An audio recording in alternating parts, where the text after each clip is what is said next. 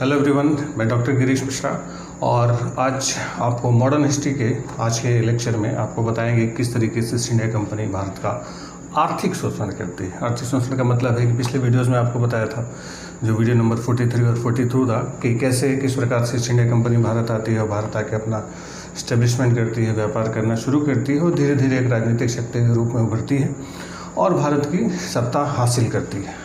और पिछले वीडियो में सारी चीज़ें डिटेल से बताई थी। अगर किसी ने ना देखा हो तो पिछला वीडियो फिर से आप एक बार देख सकते हैं, तो उसमें आपको पता चल जाएगा कैसे ईस्ट इंडिया कंपनी भारत पर राजनीतिक रूप से अपना कब्जा करती है, या कह लीजिए कि भारत को राजनीतिक रूप से अपने नियंत्रण में लेती है। आज हम लोग उसके आर्थिक प्रभावों के बारे में बातचीत करेंगे, कैसे उसने व्यापार को बढ़ाया और कैसे अपना फ़ायदा। मेन देखा जाए तो जो ब्रिटेन है, इंग्लैंड है, शुद्ध बनियों का देश था। बनिया मतलब व्यापारी। तो ये जो भारत आए थे, शुद्ध इनका जो टारगेट था, मेन जो लक्ष्य था, वो व्यापार करना और व्यापार से मुनाफा कमाना था, फ़ायदा कमाना। फ़ायदा कमाने के टारगेट से लोग भारत आए थे। लेकिन धीरे धीरे करके परिस्थितियाँ ऐसी बनती चली गई कि फिर उन्हें लगा कि जब हमारा अधिकार हो जाएगा तो व्यापार हमारा और अच्छे से होगा। लेकिन बेसिकली थे ये व्यापारी, और लंबे समय तक कंपनी ने ही भारत पर शासन किया था। जो ईस्ट इंडिया कंपनी जिसको हम लोग बोलते हैं, ब्रिटिश सरकार बहुत बाद में आई। यानी पहले भारत एक कंपनी के अंडर में था, और वो कंपनी कहाँ की थी? ब्रिटेन की थी। तो जैसे कि एक बार फिर से आपको हल्का सा बताते हैं कैसे कंपनियों ने भारत में बिजनेस करना शुरू किया। जैसे बताया था कि सबसे पहले पुर्तगाली आए, पुर्तगाली के बाद डच आए, डच के बाद ब्रिटिश, डेन, फ्रेंच, इस तरीके से आए। तो जो सबसे पहला पुर्तगाली था 1498 में वास्को डी गामा जब भारत आया, तो जब उसने भारत से व्यापार किया तो उसने अपनी जो लागत लगाई थी, तो उसने अपनी लागत का 60 गुने से भी ज़्यादा फ़ायदा हुआ। इतना ज़्यादा फ़ायदा हुआ, जो चीज़ें यहाँ से वो खरीद के लेके गया था यूरोप में, उसने बेची। जब एक को फ़ायदा हुआ तो बाकी कंपनियों में होड़ लगी। तो उसके बाद डच आया, ब्रिटिश, फिर थर्ड नंबर पर आए। तो ये जो फिर फ्रेंच आए, डेन आए, स्वीडिश आए, सारे आते चले गए। तो ये जो कंपनियाँ आती थीं, चाहे ब्रिटेन की कंपनी हो, चाहे फ्रांस की कंपनी हो, चाहे पुर्तगाल की कंपनी हो, तो ये कंपनियां आते थे भारत से बिजनेस करने के लिए। तटीय इलाकों में आते थे और यहाँ से सामान खरीदते थे, और ख़रीद के ले आके यूरोप में अपने देशों में ये लोग बेच देते थे। यही बिजनेस होता था, सिंपल सा इनका बिजनेस होता था। तो होता ये था कि जैसे बताया था कि शुरुआत में लोग सामान खरीदते ले आके अपने देश में बेचा, बीच का मुनाफा जो होता था वो कंपनी को होता था। क्योंकि भारत में जो मसाले होते थे, चाहे सूती कपड़ा होता था, चाहे शोरा होता था, गन्ना होता था, कपास होता था, ये सब बहुत भारी मात्रा में होते थे। और जो अच्छी कलाकृतियाँ होती थीं, जो कपड़े अच्छे क्वालिटी वाले होते थे, जो छापेदार कपड़े होते थे, वो भी बहुत सस्ते मिलते थे। और ब्रिटेन में उन चीज़ों की और यूरोपीय देशों में उन चीज़ों की डिमांड बहुत ज़्यादा होती थी। तो यहाँ से कंपनियाँ खरीदती थी, खरीद के ले जाके वहाँ पर बेचा करती थी। फिर धीरे धीरे इनका फ़ायदा बढ़ता चला गया। फ़ायदा जब बढ़ता चला गया तो कंपनियों ने अपनी फैक्ट्रियाँ डालनी शुरू कर दी। फैक्ट्री का मतलब उनके गोदाम होते थे, जहाँ पर, क्योंकि साल भर तो जहाज़ें आती जाती नहीं थी, जहाज़ें तो फिक्स समय लगता था आने जाने में, तो इन्होंने अपने अड्डे बनाने शुरू कर दिए। अड्डों में इनके कुछ गुमास्ते होते थे, कुछ आदमी होते थे जो साल भर अंदरूनी हिस्सों सामान इकट्ठा करते थे, गोदाम बनाते थे, और फिर जब उनकी जहाज़ों आती थी, जहाज़ों पर सामान लाद के भेज दिया जाता था। ऐसे ही चला शुरुआत में। बाद में जो इनके फैक्ट्रियाँ होती थी, उन फैक्ट्रियों की इन्होंने सुरक्षा करनी शुरू कर दी। वहाँ पर अपनी बस्तियाँ बनाने लगी, फैक्ट्रियों के आसपास किले बनाने शुरू कर दिए, हथियार रखने शुरू कर दिए, गोला बारूद रखने शुरू किए, अपने लोगों को यहाँ पर बसाना शुरू किया। पुर्तगालियों ने लोगों का धर्म बदलना शुरू किया, यहाँ की स्त्रियों से विवाह करना शुरू किया और यहाँ पर बसना शुरू कर दिया। क्योंकि उनको फ़ायदा ज़्यादा हो रहा था, तो धीरे धीरे उन्होंने यहाँ पर अपनी बस्तियाँ बनानी शुरू कर दी। उन बस्तियाँ बनाने के क्रम में कई बार खाली समय में से लूटपाट भी करते थे, डकैती भी डालते थे, और लोगों को ज़बरदस्ती ईसाई बनाने पर मजबूर करते थे। तो इस बात से कभी कभी भारतीय शक्तियों से इनकी टक्कर भी होती थी। जैसा कि वीडियोस में आपको बताया था कि मुग़लों ने कई बार इनको भगाया भी था। तो जब ये बार बार कुछ गड़बड़ियाँ करते थे तो मारपीट के फिर भारतीय शक्तियाँ भगा देती थी, भाग जाते थे। जैसे एक बार शाहजहाँ के समय शाहजहाँ की बेगम हवाखोरी के लिए कलकत्ते गई हुई थी, तो कुछ अंग्रेज़ों ने शाहजहाँ की बेगम को ही किडनैप कर लिया। अब बेगम की सहेलियों को ही किडनैप कर दो, बेगम बची। तो फिर शाहजहाँ ने औरंगजेब को भेजा। औरंगजेब मारपीट के अंग्रेज़ों को वहाँ से भगाता है। तो अंग्रेज भाग के फुलटा द्वीप पर शरण लेते हैं, 3-4 साल बाद वापस आते हैं, फिर माफ़ी मांग लेते हैं, फिर भारतीय शासक उनको माफ़ कर देते हैं। तो इनको भारतीय शासक क्या होते थे, जब ये उत्पाद मचाते थे कंपनियाँ, तो इनको मारपीट के भगा दिया जाता था। फिर जब आके माफ़ी मांग लेते थे तो भारतीय शक्तियाँ उनको माफ़ी दे देती थी और बिजनेस करने की परमिशन देती थी। फिर कुछ गड़बड़ी की, फिर भगा दिया, फिर आके माफ़ी मांग ले, फिर वापसी हो जाती थी इन कंपनियों की, तो बार बार ये कंपनियां गड़बड़ी करती थी, बार बार हमारे शासकों से इनका संघर्ष होता था। इसके बावजूद हमारे जो शासक होते थे इन कंपनियों को भारत आने से रोकते नहीं थे,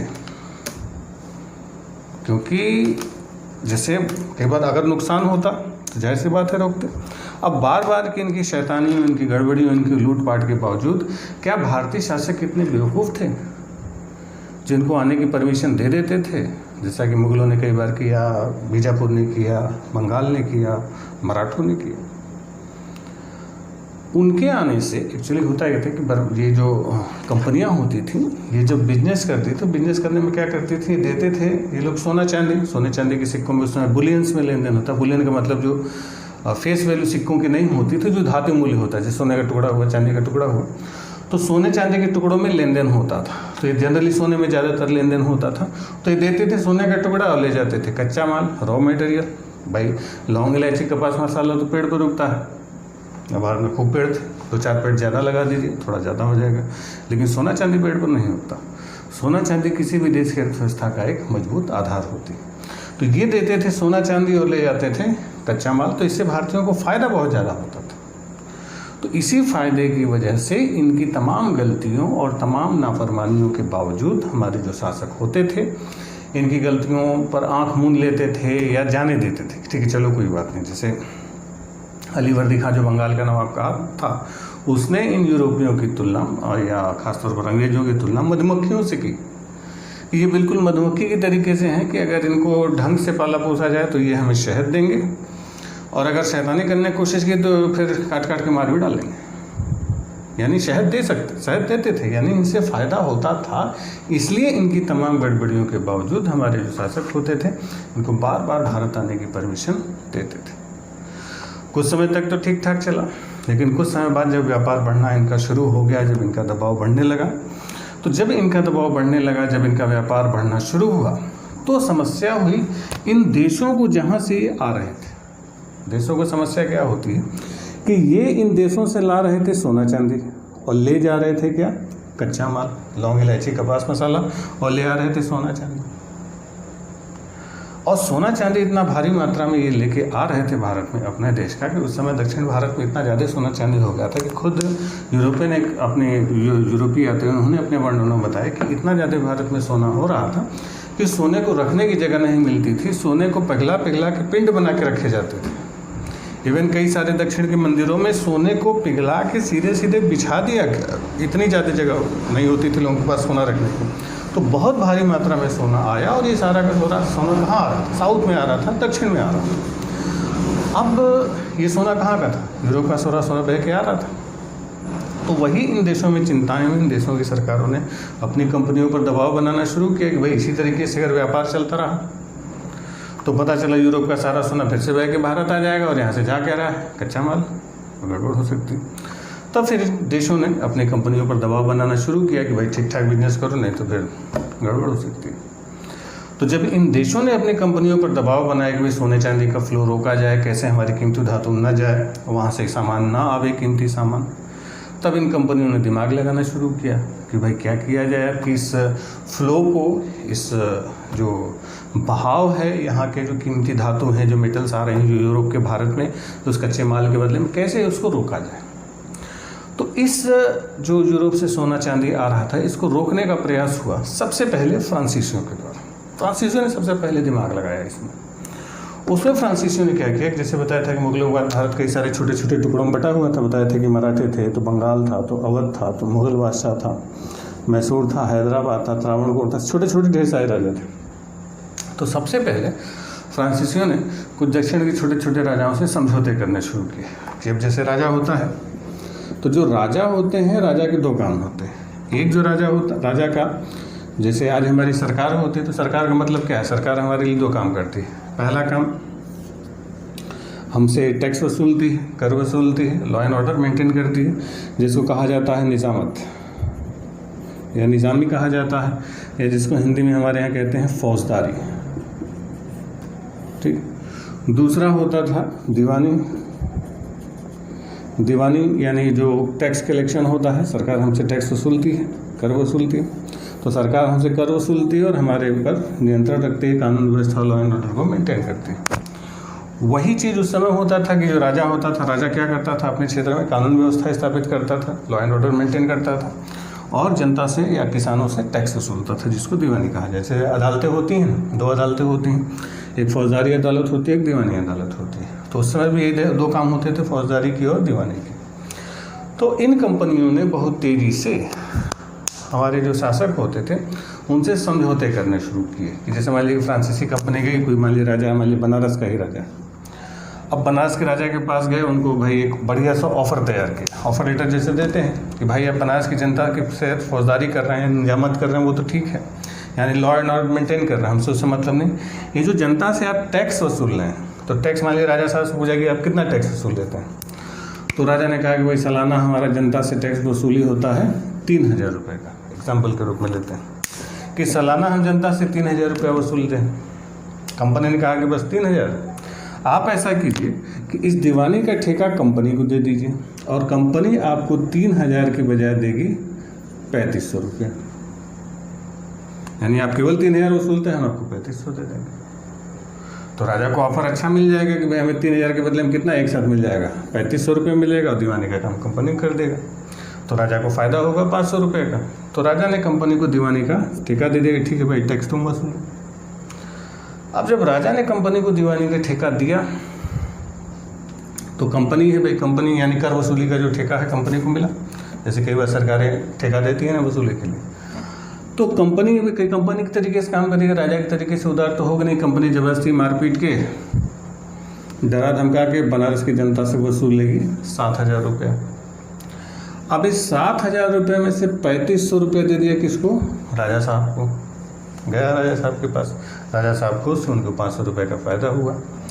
अब कंपनी के पास बचा कितना, 3500 रुपया, यानी दीवानी का अधिकार राजा ने कितने में दिया, 3500 रुपये में। राजा को फ़ायदा होगा।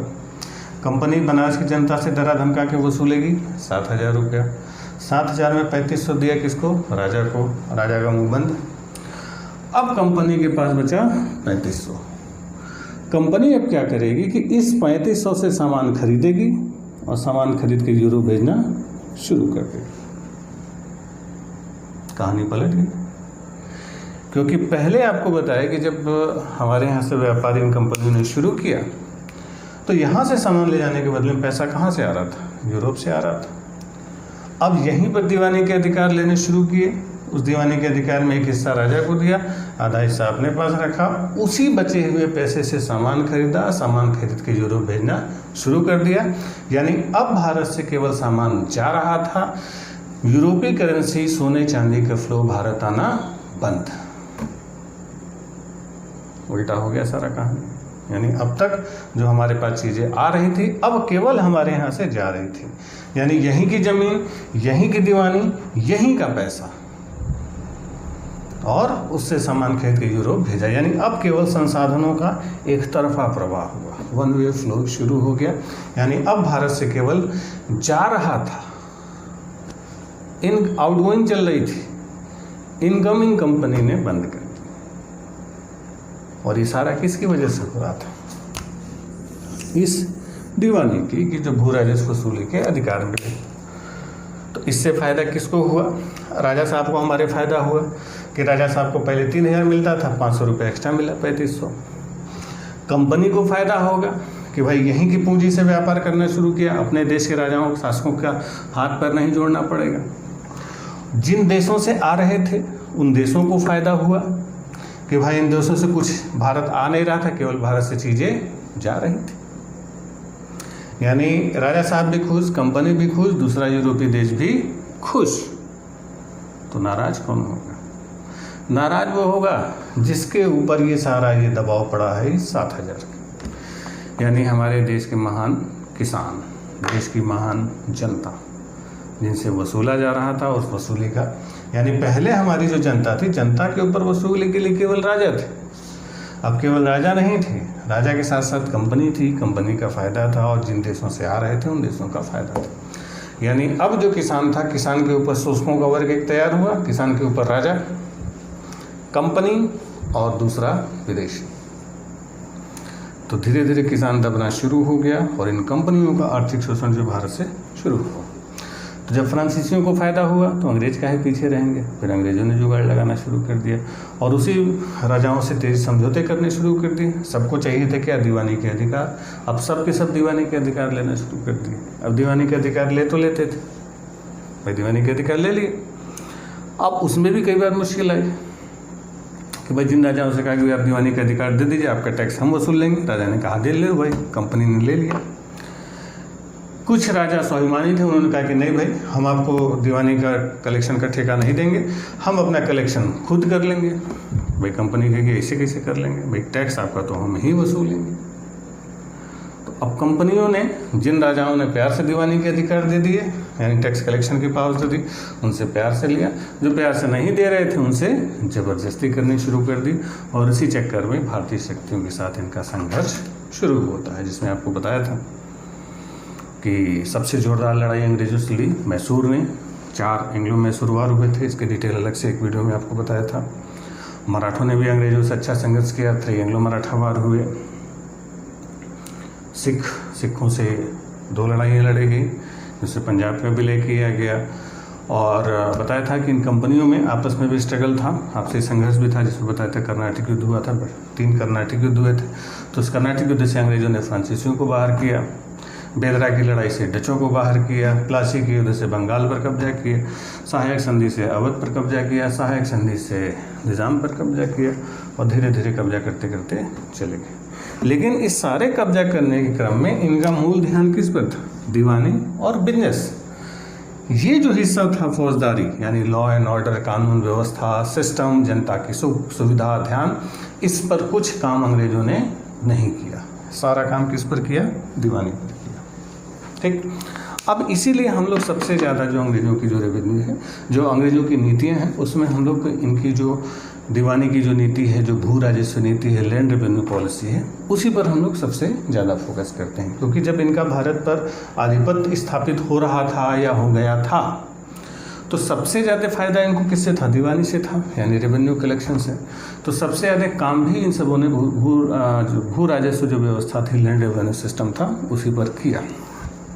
तो उसी भू राजस्व व्यवस्था को भी थोड़ा सा देखा जाए कि अंग्रेज़ों ने किस तरीके से और कौन कौन सा लैंड रेवेन्यू सिस्टम अपनाया। तो अंग्रेज़ों की जो भारत में भू राजस्व व्यवस्था थी, वो अलग अलग समय पर विकसित होती है और ये कुल 3 तरीके से विकसित होती है। यानी अंग्रेज़ों की जो लैंड रेवेन्यू सिस्टम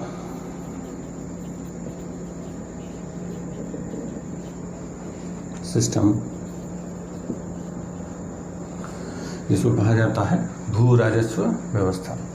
तो इनका जो लैंड रेवेन्यू था, या जिसको हम कह सकते हैं भू राजस्व व्यवस्था, तो इन्होंने अपनी जो भारत में भू राजस्व व्यवस्था बनाई, वो 3 तरीके की भू राजस्व व्यवस्था भारत में इस्टेब्लिश करते हैं। पहली जो भू राजस्व व्यवस्था थी, जिसको कहा जाता था जमींदारी। ये जो जमींदारी था, इसी को परमानेंट सेटलमेंट कहा जाता है। जो परमानेंट सेटलमेंट, हिंदी में इसको स्थायी बंदोबस्त कहते हैं।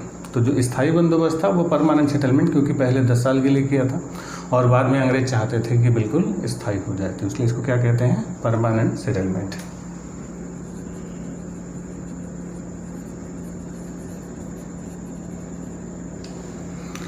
ठीक, जमींदारी, इसी को जमींदारी भी कहा जाता है।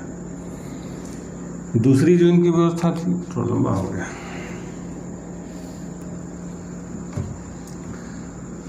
इसको यहीं पर रखते हैं। दूसरा जो इनका सिस्टम था, वो था महालवाड़ी।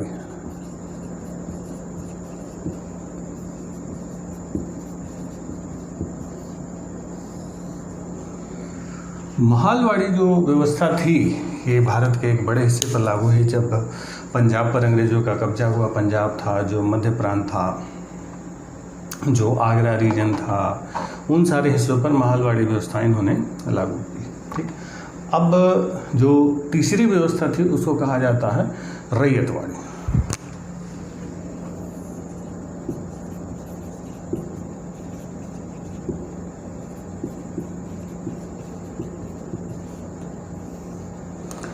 यानी अंग्रेजों की जो लैंड रेवेन्यू पॉलिसी थी वो राजस्व व्यवस्था थी, कितने तरीके की थी? 3, जमींदारी, मालवाड़ी और रैयतवाड़ी। अब ये क्या थी, इनके क्या क्या फीचर्स थे, इस पर हम लोग थोड़ा सा डिटेल में चर्चा करेंगे, क्योंकि हमारे लिए बड़ा महत्वपूर्ण होता है, अगले टॉपिक से ये जुड़ा हुआ है बिल्कुल। ठीक, तो पहले हम लोग बातचीत करेंगे जो हमारी जो जमींदारी सिस्टम था, जो जमींदारी व्यवस्था थी। तो जो जमींदारी व्यवस्था थी, इस जमींदारी व्यवस्था या इसी को परमानेंट सेटलमेंट कहा जाता है। नीचे लिख देते हैं, उधर जगह नहीं।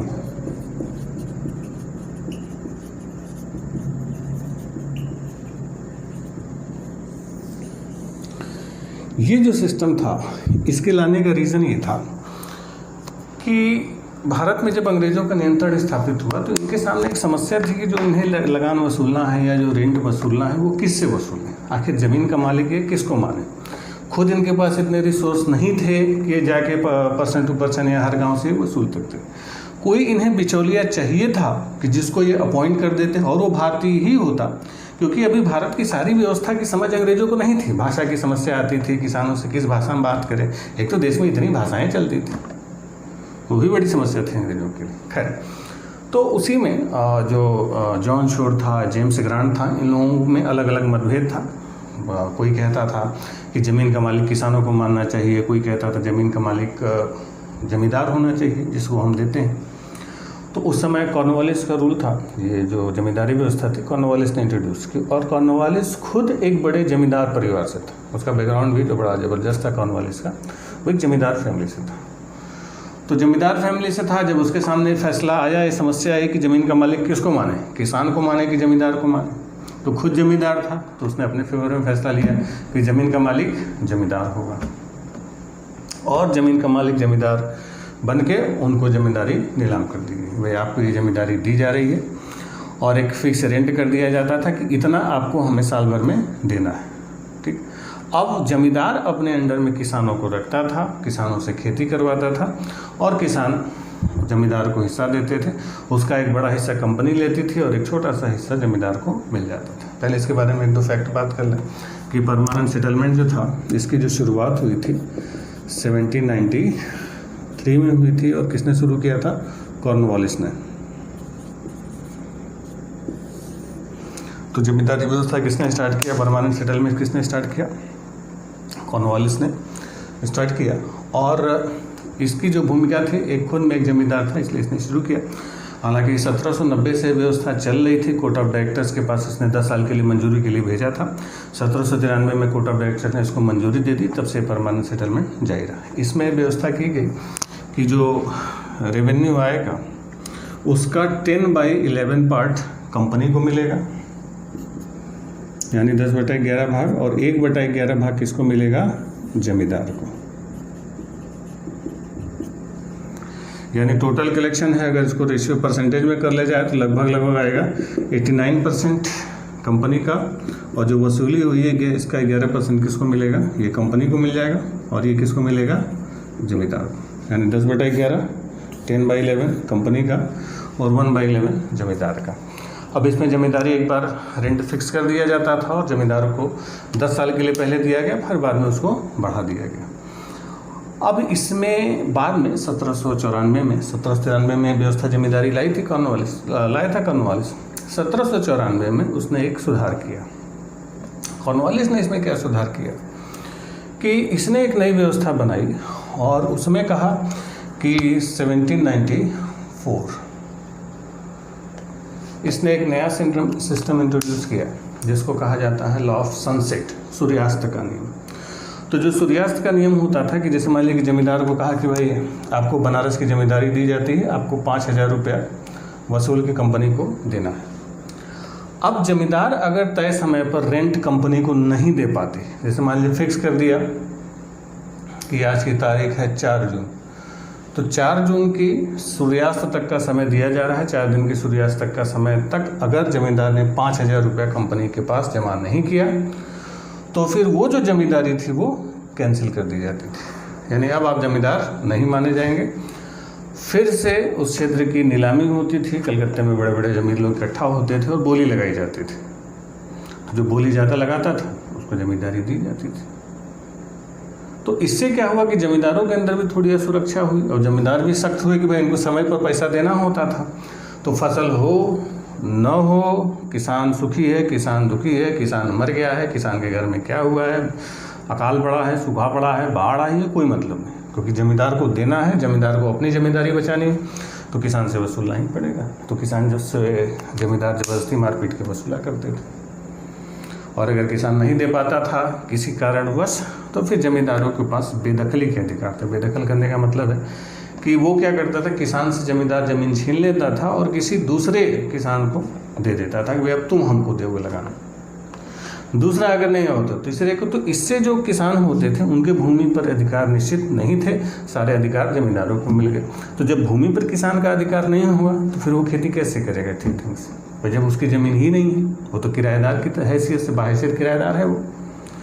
तो इस वजह से किसानों में एक असंतोष पैदा हुआ बहुत ज़्यादा, क्योंकि जमींदार खूब ज़्यादा अब जैसे कंपनी को तो इन्होंने फिक्स कर दिया, अपने मन मर्जी जितना चाहे उतना जमींदार वसूलते थे। यानी अब जमींदार, यानी जो कंपनी आपको बताया था, कंपनी थी तो राजा थे तो यूरोपीय देश था, अब उनके बीच शोषकों का एक नया वर्ग किसका तैयार हो गया, जमींदारों का। अब जमींदार की हवेली बनेगी, जमींदार के नौकर चाकर होंगे, जमींदार का बेटा कलकत्ते या विदेश पढ़ने जाएगा, जमींदार की अपने अय्याशी होगी, जमींदार के अपने शौक होंगे, कई सारी हवेलियाँ होंगी। अब वो सारा खर्चा किसके सर पर आया, किसानों से। उसी से शोषण करते थे जमींदार। यानी किसानों का शोषण और इस जमींदारी व्यवस्था से क्या होता चला गया, बढ़ता चला गया। अब जमींदार का खर्चा, जमींदार के नौकर चाकर का खर्चा, जमींदार का खानदान भर का उसके अय्याशी, ये सब शुरू हो गया। अब जमींदार भी, क्योंकि उनको बस किराए से मतलब होता था, तो भूमि का कैसे विकास होगा, सिंचाई की क्या व्यवस्था होगी, उससे उनको मतलब नहीं होता था, केवल पैसे से मतलब होता। अब किसान जबरदस्ती मारपीट के वो लोगों को देते पैसा। तो इससे किसानों की हालत और बिगड़ गई जमींदारी व्यवस्था से।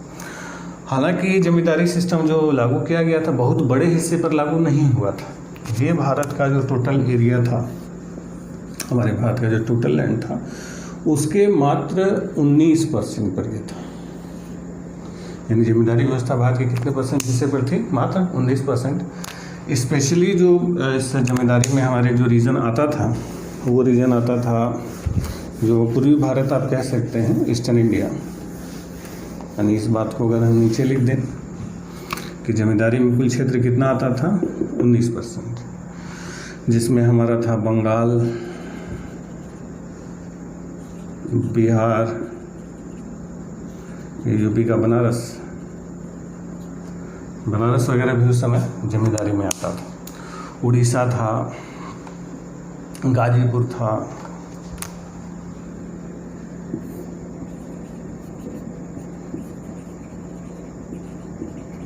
ठीक है, उत्तरी कर्नाटक। तो ये सारे हिस्से किस में आते थे, जमींदारी में आते थे। तो इस प्रकार ये जो जमींदारी थी लगभग भारत के पूर्वी क्षेत्र पर 19% हिस्से पर लागू थी। तो यहीं से जमींदारी व्यवस्था है परमानेंट सेटलमेंट का जन्म होता है, जिसका जनक माना जाता है कॉर्नवालिस को। अब इस कॉर्नवालिस ने जो सिस्टम बनाया, जो उसने व्यवस्था बनाई, उससे कंपनी को हालांकि बहुत ज़्यादा फायदा नहीं हुआ जितना नुकसान किसानों को होगा। यानी क्योंकि उसने क्या किया कि लगान फिक्स कर दिया कि भाई जमींदार से हमें इतना मिलना है। तो कंपनी को तो बहुत ज़्यादा, कंपनी का तो इनकम फिक्स होगी, बाद में इन्फ्लेशन आएगा, महंगाई बढ़ेगी तो मुद्रा का मूल्य, वैल्यू ऑफ मनी क्या होगी, कम होगी। तो जो बीच का फ़ायदा होता था वो जमींदार उठा लेते थे। यानी कंपनी का इस जमींदारी से तो बहुत ज़्यादा फ़ायदा नहीं हुआ, भाई फ़ायदा तो हुआ, घाटा तो नहीं था, लेकिन जमींदारों का बहुत अकूत फायदा हुआ और किसानों का शोषण और बढ़ गया। हालांकि एक कंडीशन बनती थी जब कंपनी का फायदा बढ़ता था कि कई बार होता है, जैसे आपको लॉ ऑफ सनसेट बताया, सूर्यास्त का नियम है कि जमींदार अगर सही समय पर लगान नहीं दे पाया तो उसकी जमींदारी नीलाम कर दी जाती थी। तो जब जमींदारी नीलाम होती थी, जैसे मान लीजिए कि बनारस की जमींदारी नीलाम हो रही है, किसी ने बोला 5,000, कोई बोला 7,000, कोई बोला 10,000, कोई बोला 12,000, तो जो सबसे ज़्यादा बोलता था उसको जमींदारी नीलाम कर दी जाती थी। तो वहाँ कंपनी का फ़ायदा हो जाता था। अब इसमें भी किसानों का घाटा, क्योंकि जमींदार क्या करते थे कि जमींदारी हासिल करने के लिए बोली बढ़ चढ़ के लगाते थे कि भाई हम इतना नहीं इतना देंगे। तो बोली बढ़ चढ़ के लगा तो दिए, तो बोली तो बढ़ चढ़ के लगा देंगे, लेकिन वसूला किससे जाएगा, वसूला तो जाएगा किसानों से। किसान भाई कैसे देगा, भाई किसी जमींदार ने तो बढ़ चढ़ के बोल दिया। तो यही समस्या है कि जमींदार जमींदारी हासिल करने के लिए बोली बढ़ चढ़ के लगाने लगे और इससे किसानों पर दबाव और ज़्यादा बढ़ गया। तो इससे शोषण की जो स्थिति थी और ज़्यादा बढ़ गई, किसमें? जमींदारी में। अब बचा महालवाड़ी और रैयतवाड़ी। महालवाड़ी और रैयतवाड़ी के बारे में आपको अगले वीडियो में बताते हैं। आज के लिए हम इतना ही रखते हैं क्योंकि आज ही कुछ ज़्यादा हो गया। फिर अगले वीडियो में हम लोग मिलते हैं, फिर महालवाड़ी और रैयतवाड़ी के बारे में थोड़ा सा डिटेल में चर्चा करेंगे, क्योंकि ये रेवेन्यू सिस्टम समझना आपके लिए बहुत ज़रूरी है। क्योंकि जब तक इसको आप नहीं समझेंगे, किसानों का असली दर्द आपको नहीं समझ में आएगा, असली कष्ट नहीं समझ में आएगा कि किसान किस अवस्था में थे, कैसे झेले, कि वो दिनहीन जो भारतीय किसान था, भारतीय लोग थे जो खेती किसानी करना चाहते थे। इतना दबाव बना, इतना शोषण हुआ सदियों तक कि उन्हें हथियार उठाने पर मजबूर होना पड़ा। तो आगे जो हम लोग रिवोल्ट पढ़ते हैं, जो क्रांति पढ़ेंगे, उनमें अंग्रेजों की इस लैंड रेवेन्यू, इस भू राजस्व नीतियों का बहुत बड़ा योगदान है। और ऐसा नहीं कि केवल क्रांति एक ही हुई 1857 की, उसके पहले छोटी बड़ी बहुत सारे दंगे हुए, किसानों ने हथियार उठाए। अब सोचिए, जो एक दिनहीन किसानों की इस मजबूरी में हथियार उठाए। ठीक है, चलिए, तो आज के लिए इतना ही। फिर मिलते हैं अगले वीडियो में और हम लोग बातचीत करेंगे महालवाड़ी, रैयतवाड़ी और अंग्रेजों की वाणिज्यिक नीतियों के बारे में कि किस तरीके से उन्होंने अपनी वाणिज्यिक नीति लागू की जिससे भारत का शोषण इन्होंने बढ़ा दिया। तब तक के लिए थैंक यू।